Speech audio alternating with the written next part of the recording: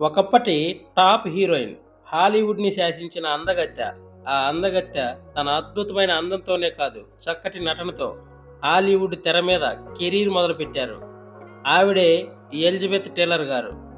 అందం గురించి చెప్పాలంటే హాలీవుడ్‌లో టక్కున గుర్తుకు వచ్చే హీరోయిన్ ఎలిజబెత్ టేలర్ గారు. మనం కూడా చాలా సార్లు మన ఫ్రెండ్స్‌తో "నువ్వు పెద్ద ఎలిజబెత్ టేలర్ లాగా ఫీల్ అవ్వకు" అని అంటూనే ఉంటాం. అలాంటి అందగత్తె తన జీవితంలో ఏడుగురిని 8 సార్లు పెళ్లి చేసుకుంది. తన అందమైన రూపం వెనుక స్థిరంగా లేని మనసుతో ప్రయాణించింది. ఎందరో గొప్ప వ్యక్తులు ఎలిజబెత్ గారి జీవితంలోకి తొంగి చూసి వెళ్ళిపోయారు. మరి ఈరోజు ఎలిజబెత్ టేలర్ గారు ఎవరిని పెళ్లి చేసుకున్నారు? 8 టైమ్స్ పెళ్లి ఎందుకు చేసుకున్నారు అనేది ఈ వీడియోలో చూద్దాం.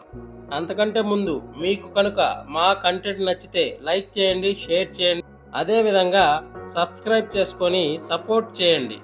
ఎలిజబెత్ టేలర్ గారు ఫిబ్రవరి 27, 1932 సంవత్సరం లండన్లో పుట్టారు.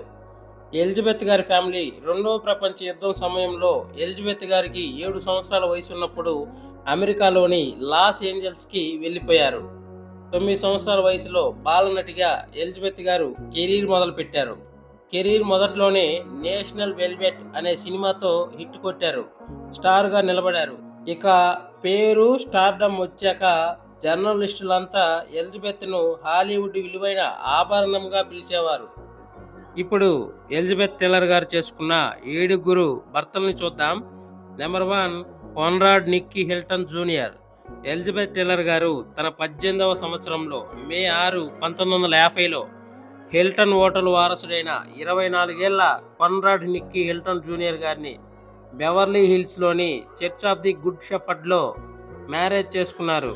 కానీ వీరి బంధం ఎక్కువ రోజులు నిలబడలేదు. ఎలిజబెత్ టేలర్ గారికి ఈ మ్యారేజ్ పీడకల్లాగానే మిగిలిపోయింది. ఎందుకంటే హిల్టన్ గారు తాగి టేలర్ గారిని ఫిజికల్గా అబ్యూజ్ చేస్తూ మెంటల్గా డిస్టర్బ్ చేసేవాడు. ఇది భరించలేక ఎలిజబెత్ టేలర్ గారు డిసెంబర్ 14, 1950న వీరి జంట విడిపోతున్నట్లు ప్రకటించారు. వారి వివాహం అయిన తర్వాత 8 నెలలకి జనవరి 29, 1951న హిల్టన్ మానసిక క్రూరత్వం కారణంగా విడాకులు మంజూరు చేయబడ్డాయి. Number 2, Michael Wilding. Michael Wilding ఒక యాక్టర్. మైకల్ వైల్డింగ్ గారు ఎలిజబెత్ గారి కంటే 20 ఇయర్స్ పెద్దవారు.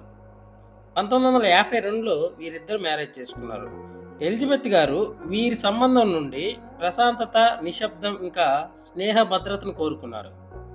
ఈ వివాహం హాలీవుడ్లో తన కెరీర్కి సహాయపడుతుందని మైకల్ వైల్డింగ్ ఆశించాడు. వీరి జంటకి 2 కుమారులు ఉన్నారు. ఎలిజబెత్ టేలర్ గారు పెద్ద స్టార్ కావడం, ఆమె ఫైనాన్షియల్ ప్రొవైడర్గా ఉండటం వైల్డింగ్ యాక్సెప్ట్ చేయలేకపోయాడు.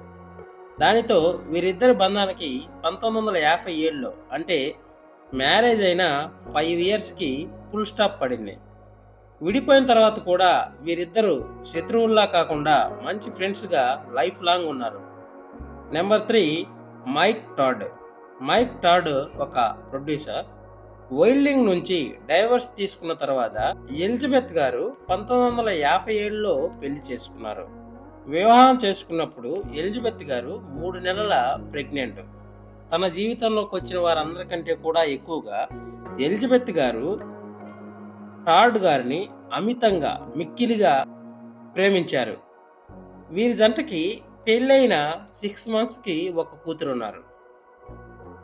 ఎలిజబెత్ గారు అతనితోనే తన జీవితాంతం కలిసి ఉండాలని కోరుకున్నారు.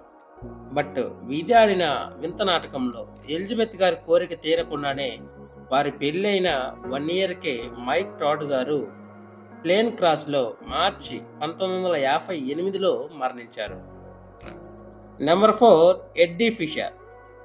మైక్ టాడ్ విషాదకరమైన డెత్తో కృంగిపోతున్న ఎలిజబెత్ గారికి Mike Todd friend Eddie Fisher Elizabeth గారిని ఓదార్చి తనకు తోడుగా ఉన్నారు. ఆ సమయంలో వీరిద్దరి మధ్య ప్రేమ చిగురించింది. ఎడ్డీ ఫిషర్ తన భార్యతో డైవర్స్ తీసుకొని మే 12, 1959లో ఎలిజబెత్ టేలర్ గారిని మ్యారేజ్ చేసుకున్నారు. క్లియోపాత్రా షూటింగ్ జరిగే సమయంలో ఎలిజబెత్ గారి కో యాక్టర్ రిచర్డ్ బటన్తో ఇల్లీగల్ అఫైర్ పెట్టుకోవటం, అది బాగా సెన్సేషనల్ న్యూస్ అయ్యి మీడియా అటెన్షన్ గ్రాబ్ అవ్వడంతో ఎడ్డీ ఫిషర్ అండ్ ఎలిజబెత్ జంట 1964లో విడిపోయారు. Number 5 Richard Burton. Cleopatra costars affair విషయం సెన్సేషనల్ అయ్యాక వీరి జంట మార్చి 15, 1964లో మ్యారేజ్ చేసుకున్నారు. ఆ తర్వాత వీరి జంట కలిసి 11 సినిమాల్లో నటించారు అండ్ వరల్డ్ మోస్ట్ ఫేమస్ కపుల్గా గుర్తింపు పొందారు.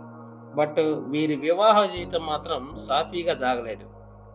పెళ్ళైన 10 సంవత్సరాల తర్వాత అంటే 1974లో వీరి జంట విడిపోయింది. అన్ఫార్చునేట్లీ వాళ్ళు విడిపోయిన తర్వాత మళ్ళీ సెకండ్ టైము 1975లో మ్యారేజ్ చేసుకున్నారు. బట్ ఈసారి కూడా ఎక్కువ రోజులు వీళ్ళు కలిసి ఉండలేదు. 1 సంవత్సరం మాత్రమే కలిసి ఉండి మళ్ళీ డైవర్స్ తీసుకున్నారు. Number 6 John Warner. Elizabeth Taylor గారు సెకండ్ టైము రిచర్డ్ నుంచి డైవర్స్ తీసుకున్న తర్వాత జాన్ వార్నర్ని డిసెంబర్ 1976లో మ్యారేజ్ చేసుకున్నారు. జాన్ వార్నర్ ఒక పొలిటీషియన్. వీరి వైవాహిక జీవితము 6 సంవత్సరాల తర్వాత ముగిసింది. Number 7 Larry Fortensky. Elizabeth Taylor గారు తన జీవితంలో చేసుకున్న 8th మ్యారేజ్. ఇదే లాస్ట్ మ్యారేజ్.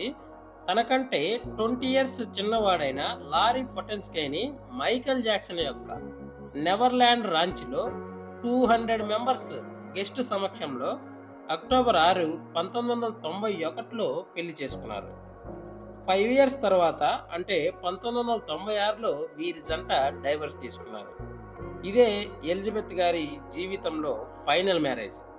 ఆ తర్వాత ఎలిజబెత్ గారు ఫటెన్స్కైకి మాత్రం ప్రతి విషయంలో సపోర్ట్ చేస్తూనే ఉన్నారు. 1999లో ఫటెన్స్కై బాల్కనీ నుంచి పడి బ్రెయిన్ సర్జరీ చేయాల్సి వచ్చినప్పుడు తన మెడికల్ ఎక్స్పెన్సెస్ మొత్తం ఎలిజబెత్ గారు చూసుకున్నారు.